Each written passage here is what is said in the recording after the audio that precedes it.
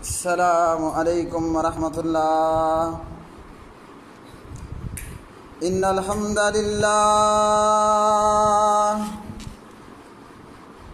نحمده ونستعینه ونستغفره ونعوذ باللہ من شرور انفسنا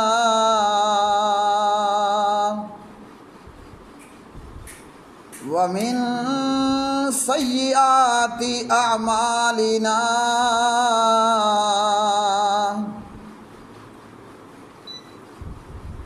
من يهده الله فلا مضل له ومن يضلل فلا هادي له، وأشهد أن لا إله إلا الله وحده لا شريك له، وأشهد أن محمدا عبده ورسوله، أما بعد، فأعوذ بالله السميع العليم من الشيطان الرجيم، من همزه ونفخه ونفسه، يا أيها الذين آمنوا اتقوا الله حق تقاته ولا تموتن إلا وأنتم مسلمون، يا أيها الناس اتقوا ربكم الذي خلقكم من نفس واحدة وخلق منها زوجها وبث منهما رجالا كثيرا ونساء، واتقوا الله الذي تساءلون به والأرحام، إن الله كان عليكم رقيبا،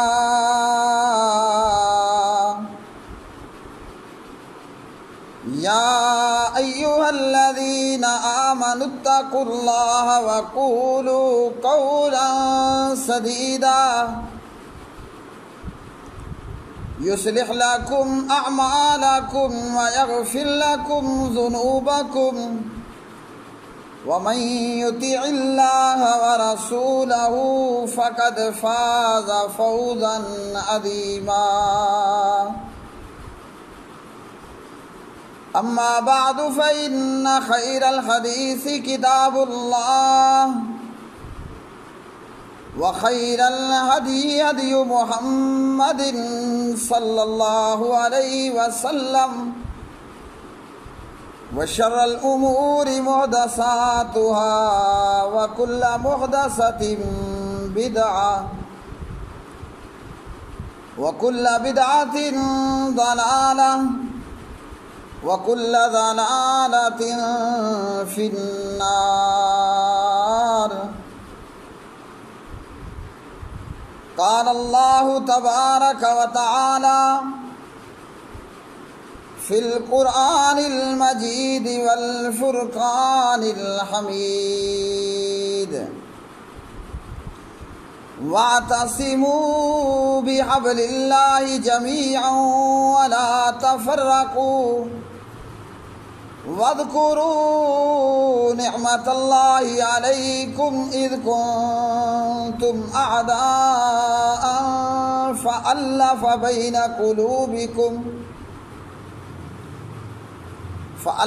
بين قلوبكم فأصبحتم بنعمته إخوانا، وقال النبي صلى الله تعالى عليه وسلم: سبعة يظلهم الله في ظله يوم لا ظل إلا ظله الإمام العادل وشاب نشأ في عبادة ربه ورجل قلبه معلق في المساجد ورجلان تحابا في الله اجتمعا عليه وتفرقا عليه اللهم صل على محمد وعلى آل محمد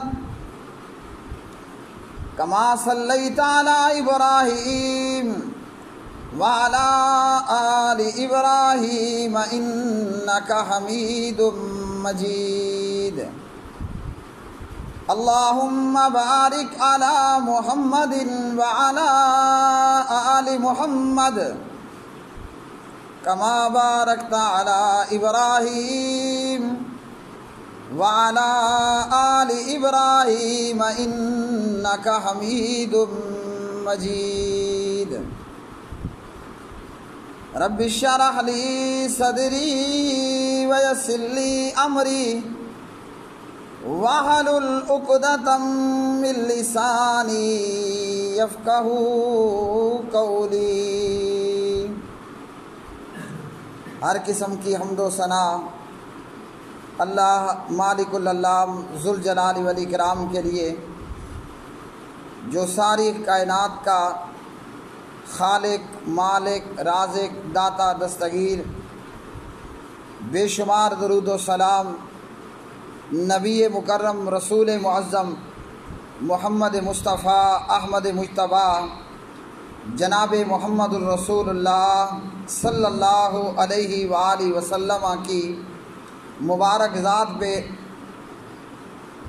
جسے اللہ احکم الحاکمین نے، جسے اللہ رب العالمین نے ساری کائنات کے لیے رحمت للعالمین بنا کر رہبر و رہنما، مجتبی، پیشوا، مقتدا بنا کر مبعوث فرمایا۔ پیارے بھائیوں، قرآن مجید فرقان حمید کی یہ آیت مبارکہ پارہ 4 اور سورہ آل عمران ہے۔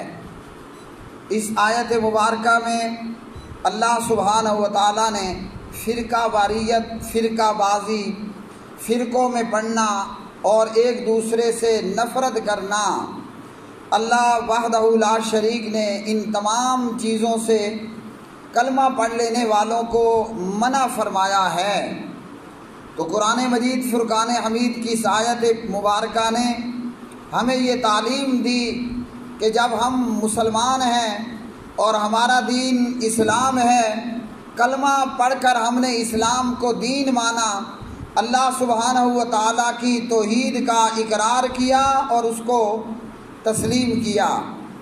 اسی طرح پیارے نبی جناب حضور نبی کریم حضرت محمد الرسول اللہ صلی اللہ علیہ وسلم کی رسالت و عبدیت کی گواہی دی۔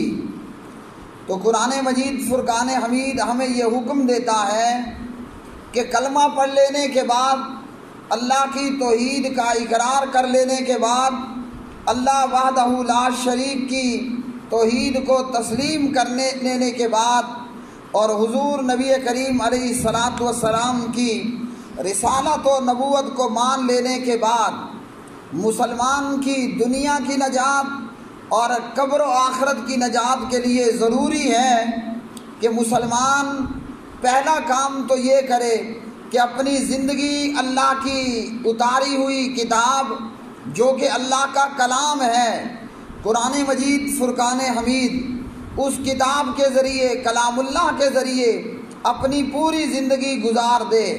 اب چاہے وہ اس ملنے والی زندگی میں دن ہو کہ رات ہو، اندھیرا ہو کہ اجالا ہو، خوشی ہو کہ غمی ہو، ایک مسلمان کا مرنا ہو یا جینا ہو، مسلمان چاہے کاروبار کرتے ہوئے بازار میں ہو یا مسلمان عبادت کرنے کے لیے خاص کر اللہ کے گھروں میں سے کسی ایک گھر کے اندر مسجد کے اندر موجود ہو۔ تو دنیا اور آخرت کی کامیابی کے لیے ضروری ہے کہ مسلمان اپنی زندگی اللہ کے قرآن کے مطابق، قرآن مجید فرقان حمید کی تعلیمات کے مطابق ہی گزارے۔ اور جو کوئی مسلمان اس طرح کر لے گا تو وہ دنیا کے اندر بھی عزت و اکرام پائے گا، اور قرآن مجید پر عمل کرنے والا وہ قبر و آخرت کے اندر بھی عزت و اکرام پائے گا۔ پیارے بھائیو، اگر زندگی اللہ کے قرآن کے مطابق گزار لی تو اللہ سبحانہ و تعالی اس دنیا کے اندر بھی عزتوں سے نوازتا ہے، جیسا کہ حضرات صحابہ کرام رضوان اللہ علیہم اجمعین، ان کی زندگی ہمارے سامنے ایک بہترین نمونے کے طور پر موجود ہے۔ انہوں نے جب کلمہ پڑھا اور جب مسلمان ہوئے اور اسلام کو اپنا دین مان لیا تو زندگی کے ہر گوشے میں اپنی زندگی کو اللہ کے قرآن کے مطابق گزارا۔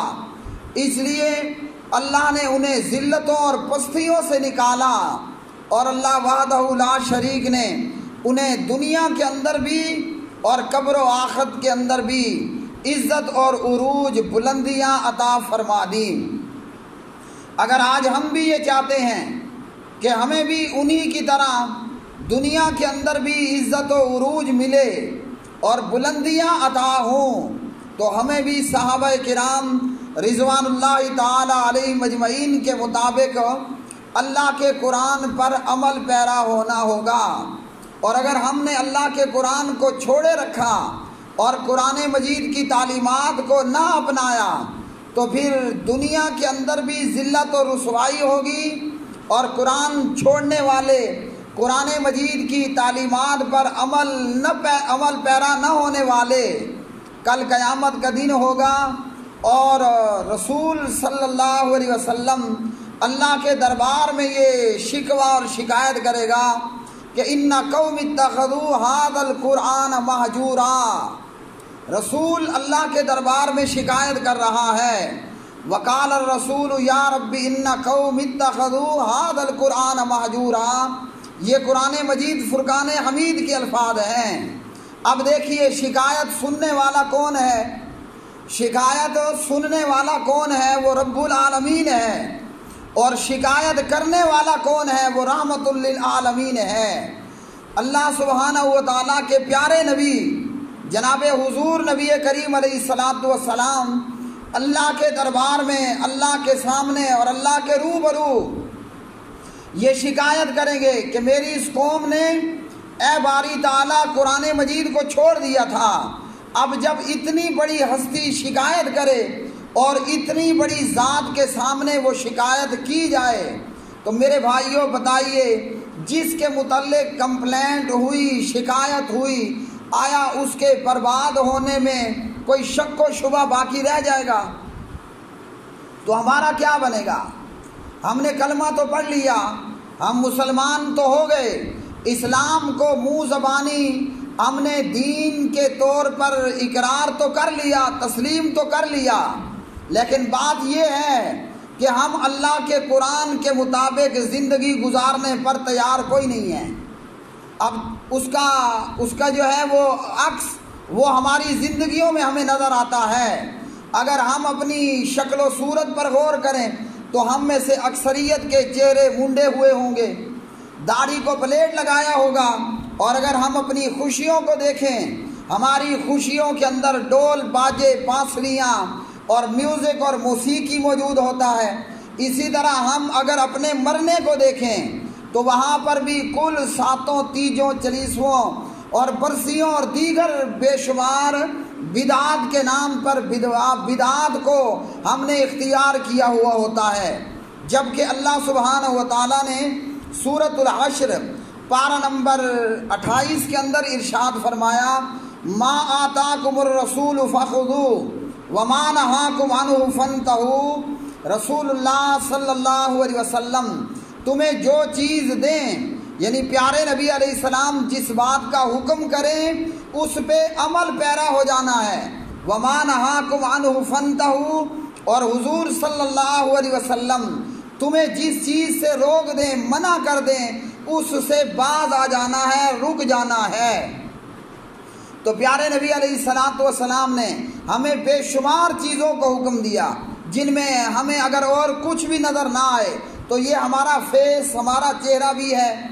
صحیح بخاری کے اندر، اسی طرح جامع ترمذی کے اندر، مسند امام احمد ابن حنبل کے اندر، اور اس کے علاوہ دیگر بے شمار احادیث کے اندر پیارے نبی علیہ السلام نے کیا فرمایا؟ آپ نے فرمایا مونچھوں کو پست کرنا ہے، مونچھوں کو کترنا ہے، اور داڑھیوں کو چھوڑ دینا ہے، پورا کرنا ہے، لٹکا لینا ہے، او کما قال علیہ الصلوۃ والسلام۔ لیکن ہم اپنے نبی کا یہ قول اور اپنے پیغمبر کی یہ بات ماننے پر تیار نہیں ہیں۔ کوئی کہتا ہے کہ اگر میں نے داڑھی رکھ لی تو لوگ مجھے مولوی بولیں گے، کوئی کہتا ہے میں نے اگر داڑھی رکھ لی تو لوگ مجھے صوفی بولیں گے۔ اسی طرح اس سے آگے ہم چلتے ہیں، ہمارے گھروں کے اندر شادیاں ہوتی ہیں، کیا عام کیا خاص، ڈول باجے، میوزک، موسیقی، سب کچھ وہاں موجود ہوتا ہے، اور ہمیں پتہ ہے کہ ہم نے یہ سارے اعمال نہیں کرنے، اس لیے کہ قرآن مجید نے ہمیں اس سے منع کر دیا، لیکن پھر بھی کرتے ہیں۔ وجہ کیا ہے؟ کہ ہمیں اپنی برادری کو بھی لے کر چلنا ہے، ہمیں اپنے گھر والوں کو بھی لے کر چلنا ہے، ہمیں اپنے محلے داروں اور رشتہ داروں کے ساتھ بھی بنائے رکھنی ہے۔ اگر ہمارے ہاں شادی ہو رہی ہے اور وہاں میوزک کا، موسیقی کا، ڈول باجے کا اہتمام نہیں ہے تو بندہ کہتا ہے مجھ سے میری بیوی ناراض ہو جائے گی، مجھ سے میرے بھائی ناراض ہو جائیں گے، رشتہ دار اور محلے دار ناراض ہوں گے۔ آیا یہاں یہ عرس خانہ ہے یا ماتم خانہ ہے؟ کہ یہ یہاں اس گھر میں شادی ہو رہی ہے یا اس گھر میں ماتم ہوا ہے کہ نہ کوئی موسیقی کا پروگرام، نہ کوئی میوزک کا پروگرام، نہ ڈول باجے گاجے، نہ گانے والے، نہ گانے والیاں، نہ کوئی پھول جڑیاں، نہ پتیاں، اور نہ لائٹیں، نہ چراغاں۔ گویا کہ یہ عرس خانہ نہیں، یعنی شادی خانہ نہیں، یہ تو کوئی ماتم خانہ نظر آتا ہے۔ تو ہم نے اللہ کے قرآن کو ہر موقع پر چھوڑا، اور ہم نے قرآن مجید کے مطابق اپنی زندگیوں کو نہیں ڈالا، جبکہ قرآن مجید نے کیا حکم دیا؟ وَاعْتَصِمُوا بِحَبْلِ اللَّهِ جَمِيعًا، سب مل کر اللہ کی رسی کو مضبوطی سے پکڑ لو۔ یہ حبل اللہ کیا ہے؟ یہ حبل اللہ اللہ کا قرآن ہے، اور اللہ نے اس قرآن مجید کو کیوں مضبوطی کے ساتھ پکڑنے کا حکم دیا؟ اور اللہ سبحانہ و تعالیٰ نے، میرے پیارے بھائیوں، اسے رسی کیوں کہا؟ اس قرآن کو اللہ نے رسی، رسا، ڈوری، ڈور کیوں کہا؟ اس لیے کہ بندہ جب کہیں پہاڑوں میں سے کھائی میں گر جاتا ہے، یا بندہ کسی کھڈے اور کنویں میں گر جاتا ہے، تو اسے نکالنے کے لیے کیا استعمال کیا جاتا ہے؟ اگر کوئی بندہ گہری کھائی میں گرا پڑا ہے، کوئی بندہ گہرے کھڈے میں گرا پڑا ہے، کوئی بندہ کسی کنویں اور کھوئی میں گرا پڑا ہے، تو اسے نکالنے کے لیے ایک موٹا، تازہ، تگڑا، مضبوط، موٹا رسا ڈالا جاتا ہے، اور اسی کے ذریعے اسے وہاں سے اوپر کو نکالا جاتا ہے۔ تو جب شیطان نے اللہ کے سامنے یہ اعلان کیا کہ میں اولاد آدم کو ضرور بضرور گمراہ کروں گا، لَأُغْوِيَنَّهُمْ، ضرور بضرور انہیں گمراہ کروں گا، اب جب شیطان کے بہکاوے میں آ کر لوگ گمراہی اور پستیوں میں گر گئے، تو اللہ سبحانہ و تعالیٰ نے اپنا کلام قرآن مجید فرقان حمید نازل کیا، اور قرآن پاک میں اللہ وحدہ لا شریک نے اسے کیا کہا کہ یہ حبل اللہ ہے، قرآن اللہ کی طرف سے رسی ہے۔ جیسے کھڈے میں، کھوہ میں، کھائی میں، کنویں میں گرا ہوا شخص رسا پکڑ کر اوپر آ جاتا ہے، جو بھی قرآن کو پکڑے گا مضبوطی سے پکڑے گا۔ اور ارباز بن ساریہ رضی اللہ تعالی عنہ کی روایت ابو داود کے اندر، جسے علامہ محمد ناصر الدین البانی رحمہ اللہ نے ابو داود میں صحیح کہا، پیارے نبی علیہ السلام نے اس حدیث میں فرمایا علیکم بالسمع والطاعہ، تمہارے اوپر امیر کی بات سننا اور اس کی اطاعت کرنا لازم ہے۔ یہاں بریکٹ میں اتنا یاد رکھیے، امیر سے مراد ہمارے ہاں یہ تنظیمیں جماعتیں نہیں ہیں کہ جن کی حالت یہ ہے ہر کنکر نیچے شنکر، ہر 5-10 بندوں کا گروپ ایک تنظیم بنا لیتا ہے اور پھر امیر بن جاتا ہے۔ تو امیر سے مراد جو ہے وہ مسلمانوں کا حکمران ہے، خلیفہ ہے۔ بہرحال اسی حدیث کے اندر پیارے نبی علیہ الصلوۃ والسلام نے فرمایا، میری سنت کو اور میرے خلفائے راشدین کی سنت کو مضبوطی کے ساتھ پکڑنا۔ اور آپ علیہ السلام نے پکڑنے کے لیے کیا بتایا؟ فرمایا کہ اپنے نواجذ کے ساتھ میری سنت اور میرے خلفائے راشدین کی سنت کو پکڑنا ہے۔ یہ نواجذ کیا ہیں میرے بھائیوں؟ یہ داڑھ کے دانت ہیں۔ ایک ہے سامنے کے رباعی دانت اور ایک ہے بالکل آخر پر منہ میں داڑھ کے دانت۔ تو نبی علیہ السلام نے فرمایا مضبوطی کے ساتھ پکڑنا۔ جب بندہ کسی چیز کو اپنی داڑھ کے دانتوں سے پکڑتا ہے تو وہ پکڑ بڑی ہی مضبوط ہوتی ہے۔ تو قرآن مجید فرقان حمید نے کیا فرمایا؟ قرآن مجید وہ حبل اللہ ہے، اللہ کی رسی ہے، اللہ کا کلام ہے، اور سب نے مل کر اسے مضبوطی کے ساتھ پکڑ لینا ہے۔ لیکن ہمارا حال کیا ہوا؟ ہم نے قرآن مجید کو فقط برکت کے لیے رکھ چھوڑا۔ کوئی پیدا ہو رہا ہے، کوئی نیا گھر لے رہا ہے، کوئی نیا مکان بنوا رہا ہے، کوئی کہیں پر نئی دکان میں شفٹ ہو رہا ہے، اور کسی کا باپ مر گیا، ماں مر گئی، کوئی رشتہ دار مر گیا، تو قرآن مجید کو ہم نے صرف محدود کر لیا ان جگہوں پر قرآن پاک کا ختم پڑھنے تک۔ باقی اللہ کے قرآن کو پڑھ کر اس کو سمجھنا ہے، وہ سمجھنا ہم نے چھوڑ دیا۔ پھر سمجھ کر اس قرآن مجید پر عمل کرنا ہے، وہ ہم نے چھوڑ دیا۔ اللہ نے ہمیں یہ حکم دیا تھا کہ قرآن مجید وہ حبل اللہ، اللہ کی رسی ہے، اور فرمایا کہ اس رسی کو مضبوطی کے ساتھ پکڑنا ہے۔ ہم نے اللہ کے قرآن کو ایک سائڈ پہ رکھ چھوڑا اور مسجد میں فضائل اعمال کو آگے لے آئے۔ ایسا ہے کہ نہیں ہے؟ ہونا تو یہی چاہے تھا کہ جو بھی مسلمان ہے، وہ مسلمان چاہے اپنے آپ کو اہل حدیث کہلوانے والا ہے، وہ مسلمان چاہے اپنے آپ کو دیوبندی کہلوانے والا ہے، وہ مسلمان کلمہ پڑھنے والا اپنے آپ کو بریلوی کہلانے والا ہے، چاہیے تو یہ تھا کہ ہمارے سامنے اللہ کا قرآن ہوتا۔ قرآن مجید مسجد میں موجود ہے، اور قرآن مجید سے بہترین قصے کسی کتاب میں موجود نہیں ہیں۔ ایسے قصے کہ جو بالکل مستند ہیں، ایسے قصے کہ جو بالکل کسی شک و شبے سے بالا تر ہیں، لیکن ہم نے اللہ کے قرآن کو سائڈ پہ کیا، فضائل اعمال کو آگے لے کر آئے۔ اسی طرح ہم اللہ کے قرآن کو ہم نے سائڈ پر کیا، فیضان سنت کو ہم آگے لے کر آئے۔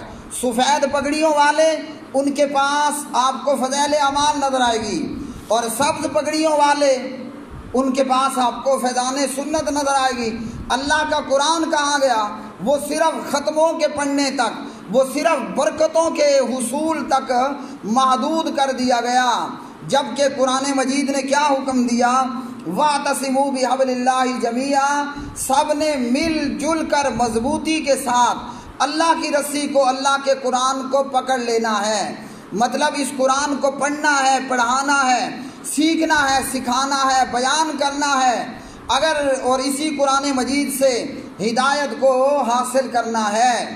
اس لیے جناب حضور نبی کریم صلی اللہ علیہ وسلم نے فرمایا، خیرکم من تعلم القرآن وعلمہ، تم میں بہترین لوگ وہ ہیں، مطلب بہترین فرد وہ ہے، بہترین افراد وہ ہیں، بہترین جماعت وہ ہے۔ فرمایا کہ جو قرآن مجید کو سیکھے اور جو قرآن مجید کو سکھائے۔ اور دوسری چیز اللہ کے قرآن نے کیا منع کی؟ فرمایا کہ ولا تفرقوا، جدا جدا نہیں ہونا، فرقہ واریت اختیار نہیں کرنی، فرقوں کے اندر تقسیم نہیں ہونا، اپنے آپ کو فرقوں میں نہیں بانٹ لینا۔ اور فرقے کب بنتے ہیں؟ کہ جب بندہ مرکز سے جدا ہو جائے، جب بندہ اصل سے جدا ہو جائے تو پھر فرقہ در فرقہ بننا شروع ہو جاتا ہے۔ اس لیے اللہ کے قرآن نے کہا کہ اللہ کی اس رسی کو، اللہ کے کلام کو، قرآن مجید کو مضبوطی کے ساتھ پکڑ لینا ہے۔ اگر ہم نے اللہ کے قرآن کو مضبوطی کے ساتھ پکڑا ہوتا تو میرے بھائیوں، آج ہمارے اندر فرقے نہیں ہوتے. کوئی بھی مسلمان ہے وہ اپنے سینے پہ ہاتھ رکھ کر کیا یہ کہہ سکتا ہے کہ حضرت ابو بکر صدیق رضی اللہ تعالی عنہ وہ حنفی تھے؟ کسی مسلمان میں یہ جرأت ہے کہ کوئی یہ کہے کہ جناب ابو بکر حنفی تھے، کوئی یہ کہے کہ جناب عمر بن خطاب رضی اللہ تعالی عنہ وہ مالکی تھے، جناب عثمان شافعی تھے، یا جناب علی المرتضی رضوان اللہ تعالی علیہ مجمعین وہ حنبلی تھے؟ وہ کیوں نہیں تھے؟ نمبر ایک یہ کہ یہ ائمہ کرام بعد میں پیدا ہوئے. نمبر دو یہ کہ اس وقت میں وہ صدیقی اور فاروقی اور عثمانی اور علوی ان تمام چیزوں کے اندر اس لیے نہیں تقسیم ہوئے، اس لیے وہ فرقہ واریت کے اندر مبتلا نہیں ہوئے کہ انہوں نے کیا کیا، وہ زمانے میں معزز تھے کیا کر کے، وہ زمانے میں معزز تھے حامل قرآن ہو کر، وہ واعتصموا بحبل اللہ جمیعا پر عمل کرنے والے تھے. یہ بات شاعر مشرق علامہ محمد اقبال رحمۃ اللہ علیہ کو بھی سمجھ آئی کہ صحابہ کرام کا اعزاز کیوں تھا، صحابہ کرام کو ہر موقع پر کامیابی اور کامرانیاں کیوں ملتی تھیں، وہ زمانے کے اندر معزز کیوں تھے، عزت والے کیوں تھے، وقار والے کیوں تھے؟ تو کہا کہ اس لیے کہ وہ اللہ کے قرآن کو مضبوطی کے ساتھ پکڑنے والے تھے. اور آج ہماری ذلت اور رسوائی کا یہ حال کیوں ہے کہ ہم نے اللہ کے قرآن کو چھوڑ دیا، ہم نے اللہ کے قرآن کو چھوڑ دیا، پیارے نبی علیہ السلام کی سیرت کو چھوڑ دیا. اور یاد رکھیے میرے پیارے بھائیوں، یاد رکھیے میرے پیارے بھائیوں، ہمارے پیارے نبی جناب حضور نبی کریم علیہ الصلاۃ والسلام کو کم و بیش 14 سال تو دنیا سے گئے ہوئے ہو چکے ہیں. آپ کی وفات و ممات ہوئے 1400 سال تو ہو چکے ہیں، لیکن اس کے باوجود اللہ سبحانہ و تعالیٰ کی قسم اور کعبے کے رب کی قسم، اگر آپ اپنے نبی کو بدر میں دیکھنا چاہتے ہیں، اگر ہم اپنے پیغمبر جناب محمد الرسول اللہ صلی اللہ علیہ وسلم کو احد میں دیکھنا چاہتے ہیں، اگر ہم اپنے نبی کو تبوک میں، یرموک میں اور خندق میں دیکھنا چاہتے ہیں، اگر ہم اپنے نبی کے غسل کا طریقہ معلوم کرنا چاہتے ہیں، اور اگر ہم اپنے نبی کا اپنی بیویوں سے ناراض ہونا دیکھنا چاہتے ہیں، تو میرے بھائیوں ہمارے پیارے نبی علیہ الصلاۃ والسلام کی سیرت طیبہ اور اسوہ حسنہ وہ بخاری کی صورت میں ہو بہو اسی طرح موجود ہے. شرط یہ ہے کہ ہم ایمان کی آنکھ لے کر، دل میں ایمان کا نور لے کر اللہ کے قرآن کو پڑھیں. تو جب ہم سورہ توبہ کو پڑھیں گے ہمیں ضرور نظر آئے گا کہ ہمارا نبی سخت گرمی کے اندر، ہمارے ہاں بھی سخت گرمی ہے، یہ اور بات ہے کہ رات بارش ہوئی، انتہا درجے کی گرمی ہے، حبس ہے، ہوا بند ہو جاتی ہے. اگر ہم میرے بھائیوں قرآن مجید میں سے سورہ توبہ کو پڑھیں، اور یہ اس لیے کہہ رہا ہوں کہ میں نے پڑھا اور میں پڑھاتا ہوں، اگر ہم اللہ کے قرآن کو پڑھیں تو ہمیں سورہ توبہ یہ منظر دکھائے گی کہ پیارے نبی علیہ السلام سخت گرمی کے باوجود، اور صرف گرمی نہیں ہے، جو ہے پھل پک چکا ہے، فصلیں تیار کھڑی ہیں، لیکن اس تنگی کی حالت میں اور اس شدید ترین تنگی کی حالت میں پیارے نبی علیہ السلام مدینے سے نکل رہے ہیں اور تبوک کے سفر کو جا رہے ہیں. تو جب ایسا بے نظیر، ایسا بے مثال پیغمبر اللہ نے دیا، اور اللہ نے ہمیں قرآن مجید جیسی عظیم کتاب سے بھی نوازا جو 14 صدیوں کے بعد بھی ہو بہو اسی طرح موجود ہے جس طرح جناب جبریل علیہ السلام لے کر آئے تھے. اللہ کے قرآن میں سے ایک آیت نہ آگے ہوئی نہ پیچھے ہوئی، نہ ایک آیت کم ہوئی اور نہ ایک آیت زیادہ ہوئی. اور جب کہ اس کے مقابلے میں تورات ہے، انجیل ہے، زبور ہے، وہاں ان مذہب والوں نے، ان دین والوں نے، ان لوگوں نے کیا کیا کہ انہوں نے اپنی کتابوں کا حلیہ ہی بگاڑ کے رکھ دیا. اور دنیا میں کوئی ایسا نظر نہیں آئے گا کہ جو تورات کا حافظ ہو، جو زبور کا حافظ ہو، مگر یہ قرآن مجید اللہ کی رسی اور اللہ کے کلام کا کمال ہے. محمد الرسول اللہ صلی اللہ علیہ وسلم کا یہ قرآن مجید جیتا جاگتا معجزہ آج بھی موجود ہے کہ اس قرآن کے پڑھنے والے اور اس قرآن کو اپنے سینے میں لے لینے والے آج وہ 10 نہیں، 20 نہیں، سینکڑوں ہزاروں نہیں لاکھوں کروڑوں میں موجود ہیں۔ تو جب یہ معاملہ ہے اور اس کے باوجود ہم اللہ کے قرآن پہ عمل پیرا نہ ہوں تو کل جب قیامت کا دن ہوگا وقال الرسول یا رب ان قوم اتخذوا ھذا القرآن مہجورا، رسول شکایت کر رہا ہوگا کہ میری قوم نے قرآن چھوڑ دیا تھا، ہمارے لیے کیا جواب دینے کے لیے منہ میں کوئی زبان ہوگی؟ جواب دینے کے لیے کوئی عذر ہمارے پاس باقی ہوگا؟ فرمایا ولا تفرقوا، اور فرقوں میں تقسیم نہیں ہونا۔ قرآن مجید نے ہمیں فرقہ بندیوں سے منع کیا۔ شروع میں کیا تھا کہ جو امام ابو حنیفہ رحمۃ اللہ علیہ سے پڑھا اس نے اپنے آپ کو حنفی کہلوایا، جو امام مالک بن انس سے پڑھا اس نے اپنے آپ کو مالکی کہلوایا، اسی طرح جو محمد بن ادریس امام شافعی علیہ رحمہ سے پڑھا اس نے اپنے آپ کو شافعی کہلوایا، جو احمد ابن حنبل رحمہ اللہ سے پڑھا اس نے اپنے آپ کو حنبلی کہلوایا۔ اور یہ کیا تھا؟ یہ فقط تعلیم کی نسبتیں تھیں کہ جیسے آج ڈیرہ اسماعیل خان میں رہنے والے کو ہم کیا کہتے ہیں؟ یہ ڈیروی ہے۔ پاکستان میں رہنے والے کو کیا کہتے ہیں؟ یہ پاکستانی ہے۔ اور اسی طرح سرحد میں رہنے والے کو کیا کہتے ہیں؟ کہ یہ سرحدی ہے۔ تو اولاً اور شروعات یہ تھی کہ تعلیم کی نسبتیں تھیں، لیکن آگے چل کر حلیہ یہ بگڑا کہ ان چیزوں نے باقاعدہ وہ فرقہ واریت کا نام لیا۔ آج کوئی اپنے آپ کو مسلمان کہلوانے پر تیار نہیں ہوگا جب تک کہ وہ اپنے آپ کو حنفی، مالکی، جعفری نہ کہلوا لے۔ اور بنی اسرائیل پیارے نبی علیہ الصلاۃ والسلام ترمذی میں فرماتے ہیں کہ آپ صلی اللہ علیہ وسلم نے فرمایا بنی اسرائیل کے اندر، ترمذی اور دیگر روایات میں، بنی اسرائیل میں یہودیوں کے اندر 71 فرقے بنے، عیسائیوں کے اندر 72 فرقے بنے، جامع ترمذی میں کہ یہود و نصارہ میں 72 فرقے بنے، اور پیارے نبی علیہ السلام فرماتے ہیں میری امت کے اندر 73 فرقے بنیں گے۔ تو یہ فرقہ کیوں بنتا ہے کہ جب کوئی اصل کو چھوڑ دے، جب کوئی اپنے مرکز سے دور ہو جائے، جب امت امام کو چھوڑ دے۔ اور امام کائنات کون ہیں؟ وہ جناب محمد الرسول اللہ صلی اللہ علیہ وآلہ وسلم ہیں۔ تو اللہ کے پیارے نبی نے فرمایا میری امت کے 73 فرقے بننے والے ہیں، اور فرمایا کلہم فی النار، یہ سب کے سب جہنم جانے والے ہیں۔ تو جو جنت جائے گا وہ کون ہوگا؟ فرمایا ان 73 میں سے جنت میں جانے والا وہ ہوگا ما انا علیہ و صحابی، جس پر میں اور میرے صحابہ ہیں۔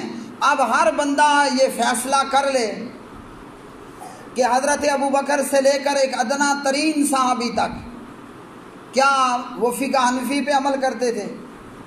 کیا وہ فقہ جعفری پہ عمل کرتے تھے؟ ان کا عمل کس چیز پر تھا؟ ان کا عمل اللہ کے قرآن پر تھا، نبی علیہ الصلاۃ والسلام کے فرمان پر تھا۔ تو میرے بھائیو، اگر آج ہم بھی نجات چاہتے ہیں تو ہمیں چاہیے کہ ہم اللہ کے قرآن پر عمل کریں، نبی علیہ الصلاۃ والسلام کے فرمان پر عمل کریں۔ اور فرمایا کہ تم خود پر اللہ کی نعمت کو یاد کرو جب تم ایک دوسرے کے دشمن تھے، پھر اللہ نے اپنے احسان سے، اپنے فضل سے تمہارے اندر محبت، الفت پیدا کر دی۔ اسلام سے پہلے کیا تھا؟ اسلام سے پہلے یہ تھا کہ اوس اور خزرج نام کے قبیلے صدیوں سے ایک دوسرے کے جانی دشمن تھے۔ مکہ اور عرب کے مختلف قبائل ایک دوسرے کے صدیوں سے جانی دشمن تھے، لیکن جب کلمہ پڑھ لیا تو وہ ایسے ہو گئے کہ جیسے ایک ہی ماں سے پیدا ہوئے، اور آپس میں ان کا محبت اور پیار جو ہے وہ انتہا اور عروج کو پہنچا۔ تو پتہ چلا کہ کلمہ پڑھ لینے کے بعد آپس میں کلمہ پڑھنے والوں نے ایک دوسرے سے محبت اور پیار کرنا ہے۔ اور پیارے نبی علیہ السلام صحیح بخاری میں فرماتے ہیں لا یؤمن احدکم حتی یکون، فرمایا کہ اس وقت تک کوئی بندہ مومن نہیں ہو سکتا حتی یحب لاخیہ ما یحب لنفسہ، یہاں تک کہ اپنے لیے جو پسند کرتا ہے وہ اپنے بھائی کے لیے بھی پسند کرے۔ کلمہ پڑھنے کے بعد ہمارا کام کیا ہے کہ ہم آپس میں محبت اور پیار کرنے والے ہوں۔ اور اس محبت کا فائدہ کیا ہوگا؟ اس محبت کا فائدہ وہ صحیح بخاری 660 نمبر کی حدیث بتاتی ہے۔ فرمایا سبعۃ یظلھم اللہ فی ظلہ، اللہ قیامت کے دن 7 لوگوں کو اپنے سائے میں دے گا۔ دیگر حدیث کے اندر اپنے عرش کے سائے میں اللہ سبحانہ و تعالیٰ جگہ دے گا۔ ان 7 قسم کے لوگوں میں سے 2 وہ لوگ بھی ہوں گے جو اللہ کی خاطر اللہ کی محبت میں جمع ہونے والے اور اللہ ہی کی خاطر جدا ہونے والے۔ اور اسی طرح حدیث میں اللہ سبحانہ و تعالیٰ فرمائیں گے کہ وہ لوگ کہاں ہیں جو میرے عزت و جلال کی وجہ سے آپس میں محبت اور پیار کرنے والے، کہ آج میں انہیں اپنا سایہ مطلب اپنے عرش کا سایہ ان کو دوں۔ تو قرآن مجید کی آیت نے ہمیں بتایا کہ ہم سب نے مل کر اللہ کے قرآن کو پکڑنا ہے، غم ہو یا خوشی ہو، زندگی ہو یا موت ہو، رات ہو یا دن ہو، اندھیرا ہو کہ اجالا ہو، مسجد ہو کہ بازار ہو، ہر ایک موقع پر مسلمان اللہ کے قرآن پر عمل پیرا ہونے والا ہوگا اور ہونا چاہیے۔ صحابہ کرام ایسے ہی تھے، اس لیے لوگ ان کی شکل و سیرت دیکھتے ہی کلمہ پڑھ لیا کرتے تھے۔ اور آج ہم مسلمان ایسے ہیں کہ کافر ہمیں دیکھ کر وہ بھی شرما جاتا ہے، کہ مسلمان کی حالت کو دیکھ کر یہود و نصارہ بھی شرمائے ہوئے کہ یہ کلمہ پڑھنے والے تو ہم سے بھی کئی فٹ اور کئی گز آگے کو نکل چکے ہیں۔ اللہ وحدہ لا شریک سے دعا ہے کہ اللہ خالق، اللہ مالک ہمیں قرآن مجید کے مطابق اپنی زندگیاں گزارنے کی توفیق عطا فرمائے، فرقہ واریت میں بٹنے سے بچائے، اور آپس میں کلمہ پڑھنے والوں سے محبت اور پیار، الفت اور محبت کرنے کی توفیق عطا فرمائے۔ اقول قولی ھذا استغفر اللہ لی ولکم ولسائر المسلمین والمؤمنین۔